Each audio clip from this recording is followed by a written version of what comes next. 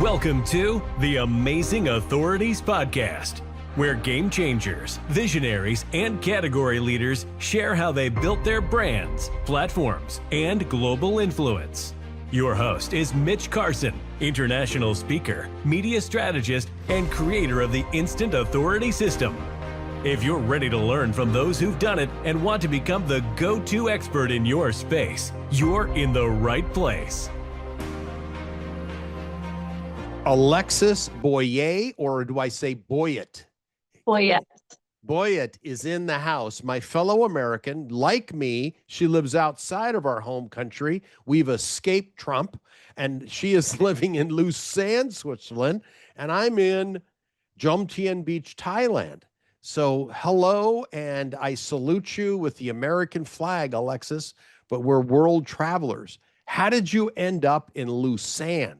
Let's start there, because I always like to find out why people leave and how they end up outside of our great country. I still refer to it as a great country. Oh, absolutely it is. And Switzerland is actually one of my favorite places in the world. So in order for me to greet you properly, I could do it in the Swiss German, which is grüezi, or I could do it in Swiss French, which is bonjour. So Bragger. hello. We're show off. That's cool. Yeah, so I love Switzerland. I fell in love with it back in 2019 when I hiked the Alps for my 29th birthday, and I come back every year since. Okay, so you just disclosed how old you are and you don't look it, which is good. All right. And I mentioned how old I was, which we won't reveal. It's only 3 decades more than you, but who's counting?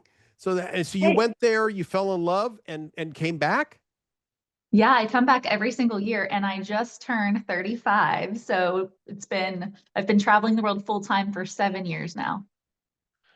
And where have you been? Oof. Everywhere except for Asia and Canada and Africa.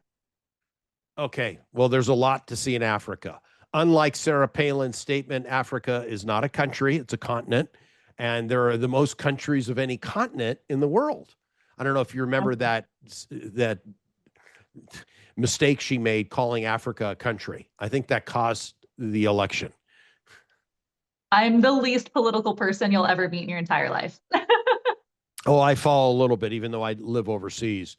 So, all right. So you've settled there, and you are, you've been a model. You've been involved in the arts and entertainment. What are you doing now? Tell us what you're doing. Yeah, thanks so much for asking. So I have been immersed in the world of character entertainment, and it's something that many people don't really realize, but essentially I started out as a professional princess at children's birthday parties and events, and that transferred over into me eventually starting my own nationwide company, which I sold, and then developing the world's biggest business and personal development platform specifically for children's party entertainers and character entertainers. And so I am very passionate about the psychology behind characters and how I can implement characters into different areas of life, including corporate spaces, in order to create inner child joy and wonder, and helping people remember who they were before the world told them who to be. Well, that's a mouthful, but let's go back to the beginning of I was a professional princess. I didn't know. I thought that was by birthright. So tell me how you turned that into a business. I thought, you can remember I'm in Thailand. They have a whole royal family here. So you became a professional princess, but I didn't know we had royalty in the US, but you're going to tell me how you established that spot. Absolutely. So it essentially was established by me being raised by a 19-year-old mother and growing up in front of the television on Disney films. We want to really get to the heart of it. And I admired Disney princesses so much growing up because they inspired me to believe in myself and to achieve my dreams, and that I could accomplish so much more than the reality in which I was living. And so I fell in love with Disney, obviously. I'm not like the most Disney. I'm not a Disney, what do they call it? A Disney bound person. That Disney is a huge part of every area of my life, but its ethics and values were instilled in me from a very young age. So when I was modeling and acting in Los Angeles, of course, you always have to have a side job, right? Like nobody models and acts full time usually.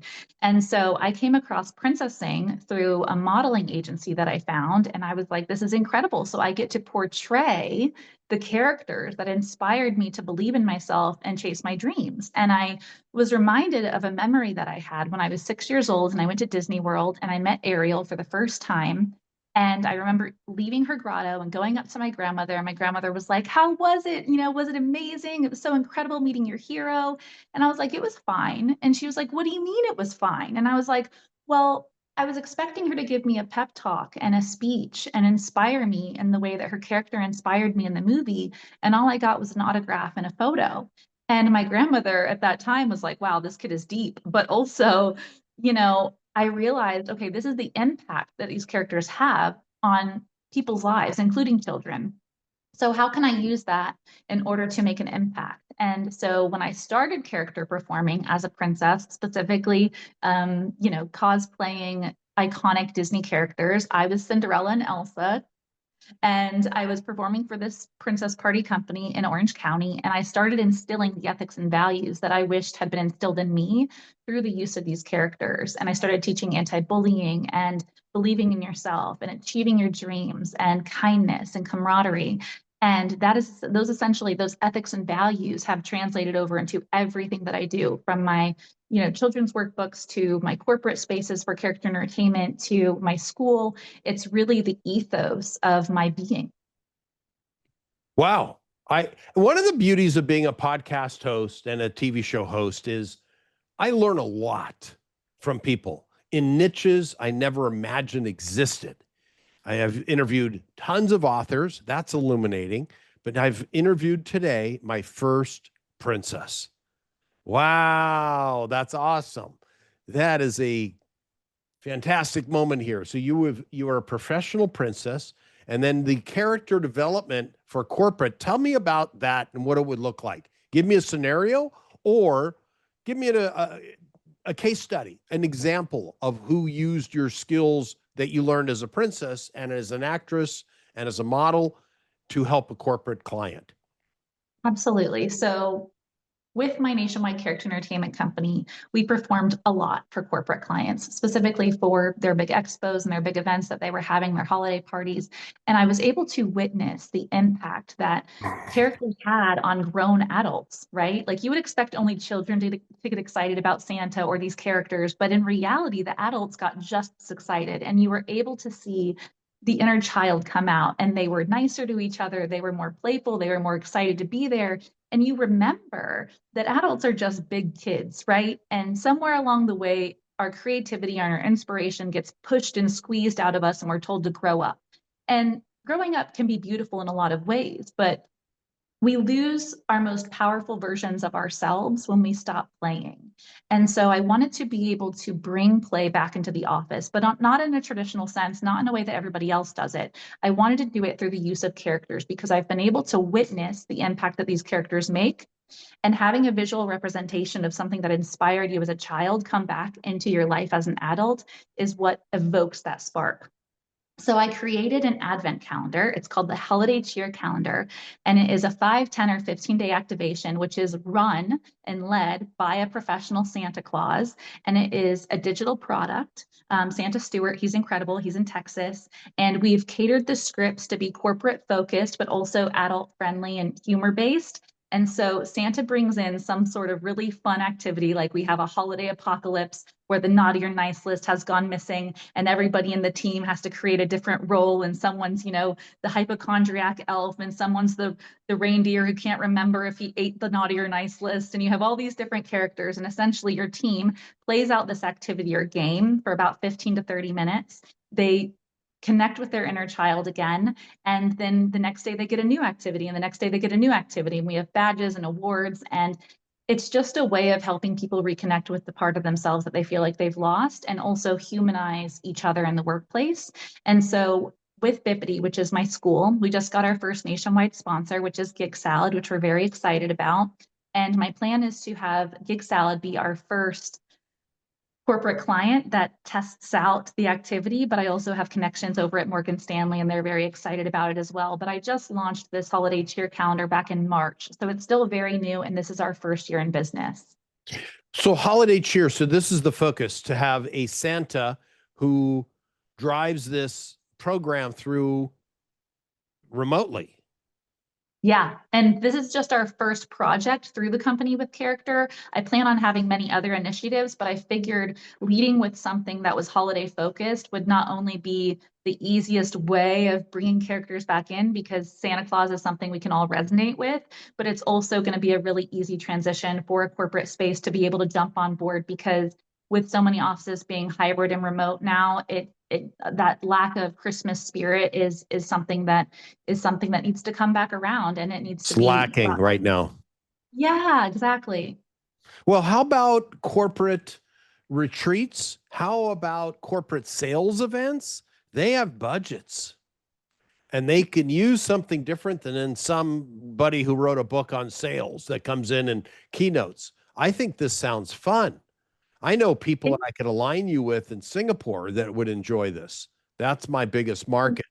Yeah. Yeah, that would be incredible, because for me, it's all about creating custom IP characters, because Disney's iconic in its own way, and you have so many companies who are portraying, Disney IP characters. And while that's beautiful and a great representation of the brand, for me, I believe that you can create all sorts of characters. You can have your own IP. They can have their own backstories. You can include your own company tagline and your history and your values and your ethics and your mission statement into that character. And if it's done well, that character can have just as big of an impact as any IP character that's already in motion. So for me, it's really about connecting with companies and creating characters and experiences that reflect that brand's mission and values. So it isn't a Disney character. It's not necessarily an existing character, because then you run into copyright and trademark issues and the multi-named law practice that's going to send you a cease and desist. So you create a character for the market.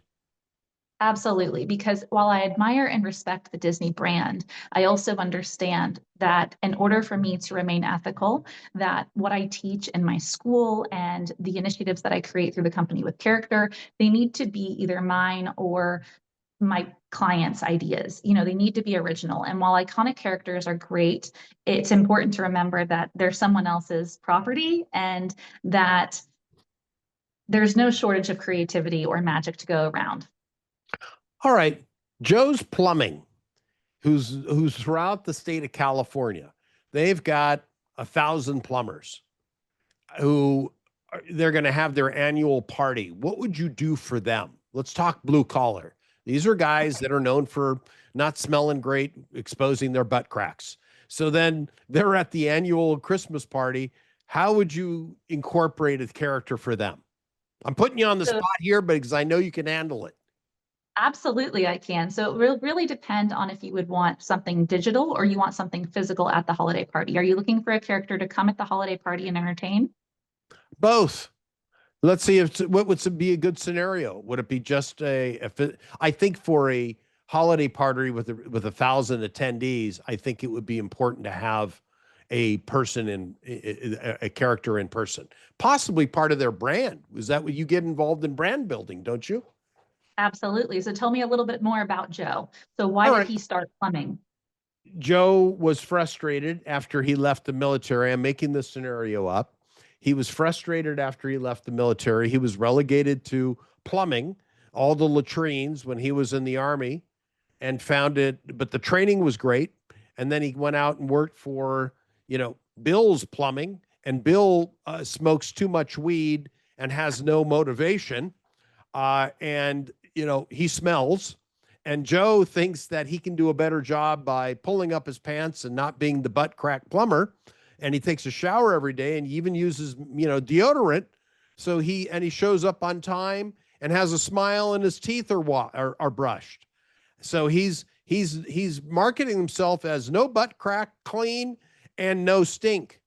And we show up on time. So that is his brand promise. And I think it would absolutely benefit him to have some type of a character that would endear him even further. So he's handled the problems. The biggest complaints about plumbers, I'm from LA originally. So it's always the joke. They smell, they're late, they're butt crack, and they are just not, necessarily friendly. So thank you so much for all that information. So what it sounds like is Joe is essentially a superhero plumber because he comes in and he does it better than everybody else and he I saves love the it. day, I love right? it. I So love it.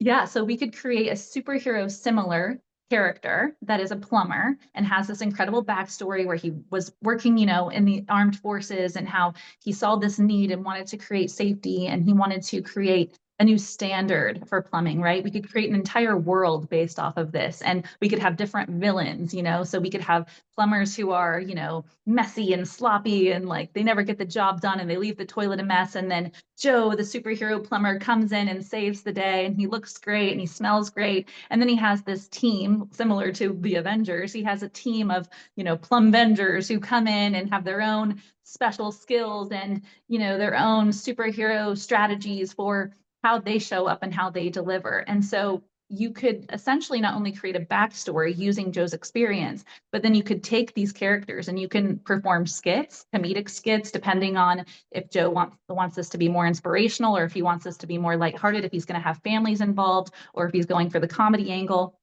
So we could create skits using characters. And the great thing is because I own a school, I have access to all the best character entertainers in the world, and they're all professionally certified by my school and trained.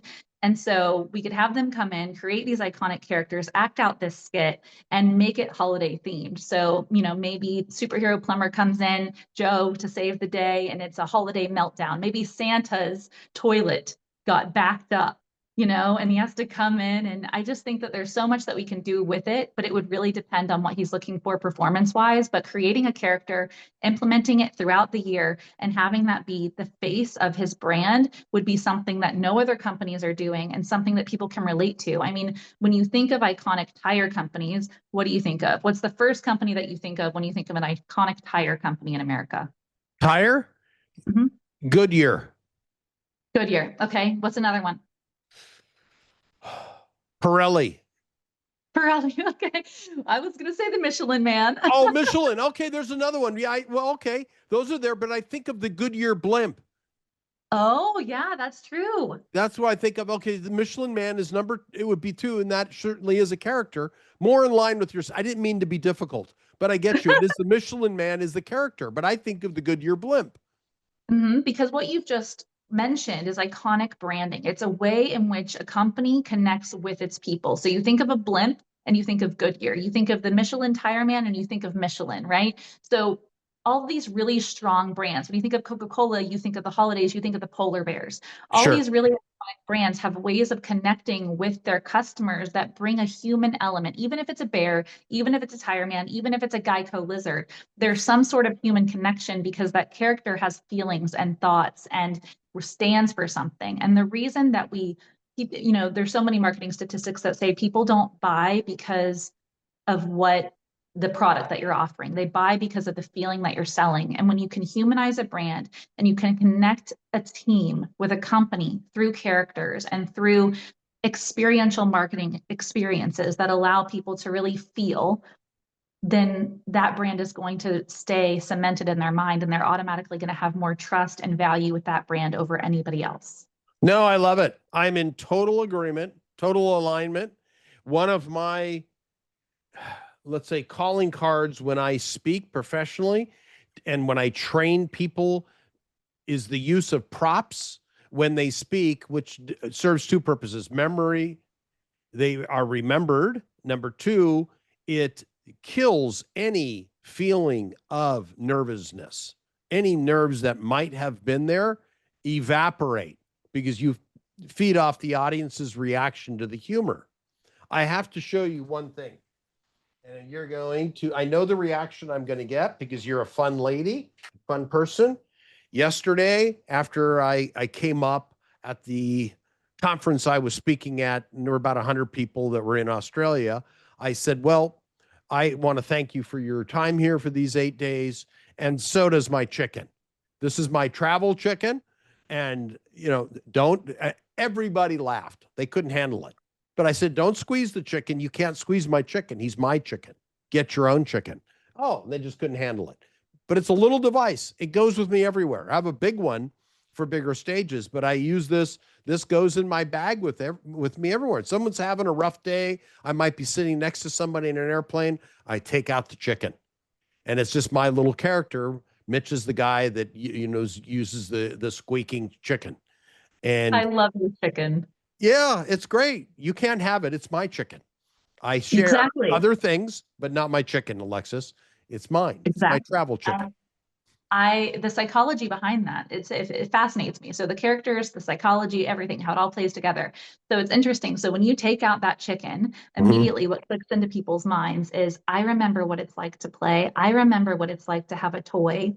And that is what makes them immediately disarm. It immediately makes them Correct. connect with you because their inner child comes like to play. And kids, they don't have any feelings of fear or scarcity or separation. Kids are very much just in the moment and present and one with all, you know? And so when you bring that out, you immediately connect that person with their inner child, which makes them connect with you. I have a little bear that I travel around the world with and I write children's books about named Patrick. Oh, cool. Cool. So you have your own character. It's fun to live in that world. Life's too short. Have fun. So that's great. I've got another one just to show how creative you are. I put you on the spot one. I think you can handle a second. It's going to be a Hanukkah party because you lived in LA. You can relate to this. Goldberg, Silverstein, and Cohen law firm in Beverly Hills, California. One doesn't exist. I just made up the names because that could be a three-partner firm. They're having their annual Hanukkah party. Now, I'm going to make a strong judgment. People of that faith like to have fun. They do. I grew up in that area, so I'm surrounded by very serious business people. When it comes to fun, they're all in. What would be a fun Hanukkah party character? And they have a budget and they're willing to spend it. And I learned that because of all the bar mitzvahs I attended growing up. That's incredible. And thank you so much for the opportunity and the question, Mitch. As much as I would love to give you insight and feedback on creating a character for a Hanukkah party, I will automatically let you know that I am not Jewish and I have never really been involved with the Jewish community. And I would think Okay. that it would be beautiful to create a character. And all I know about Hanukkah is dreidels, which is not Oh, enough it's not enough to go on to create a character. all So what right. I would love to do is I would love to sit down and ask them, were there any iconic characters that they enjoyed growing up that had to do with Hanukkah? If not, then what were the major themes of their Hanukkah celebrations? And what characters did they resonate with the most that they would feel like would be an extension of their personalities? So for me, it's really about creating characters that feel like an extension of those people that they can really resonate with, that they feel like is going to be on brand for the event. And then tying it together with their celebrations and their traditions and what's really going to create that heartfelt connection between them and their guests. So I would need a lot more information to go off of, but Okay. All right. yeah, That's fair. That's fair. I have a little bit of an advantage because I grew up in an all Jewish neighborhood. I was the only Christian in an all Jewish. I grew up in Beverly Hills, so I was surrounded by this ethnic group. They were great. Nobody mistreated me. I have no sob story. I have an inclusion story. So I understand. So I don't think they have 8 days of their celebration versus Christians have Christmas Eve and Christmas Day, which we celebrate. But for them, they get 8 days. They have a menorah, and their colors are blue and white versus, red and green and white, let's say, for Christmas. And they celebrate for eight nights. So the kids typically get 8 gifts. And I probably gave you too much. I didn't give you enough information to be fair. But it's clear that you have that talent of coming up with a character very quickly. You were able to do that with the plumber, with the Joe plumber. So we can save that for another day, another time when you have more information. But that would be a market where lawyers need to laugh because they're in a serious line of work. But when they do choose to laugh and let go, they're an extremely fun group of people that love entertainment. Because as you know, if you lived in LA, the entertainment industry is surrounded by a lot of creative people that come from that faith.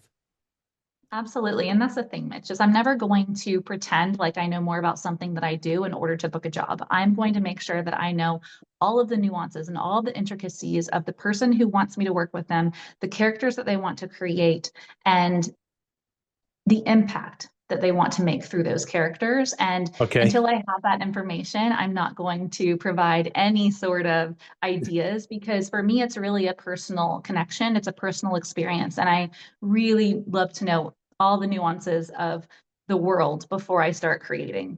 No, I get it. So that, yeah, it was just off the cuff. I thought, okay, well, let's have some fun here. Let's do a real life scenario of a fictitious business. I don't know Joe or a plumber, just made him up. But I talked about the pain people felt as a homeowner myself when I lived in LA in my former life of not traveling, when I was married and had all those issues. That was the scenario. Butt crack, smelly, late, and not necessarily friendly and not Yeah. necessarily honest, overstating the bills and doing that whole deal. It's not trusting the blue collar tradesman. Yeah, and maybe for the Hanukkah party, we have some very straight-laced, very buttoned up, very conservative, work hard men, or a Jewish character that tends to like have like a Jekyll and Hyde moment where something happens and he turns into this fun, crazy, like off the wall, celebratory Jewish character. And maybe he transforms in that way, kind of like the Hulk. Maybe he takes something or drinks something, and then all of a sudden he turns into the fun Jewish guy. So who knows? There's so many different things we can do with that. Did you ever watch the movie Fiddler on the Roof? I haven't, no. Okay.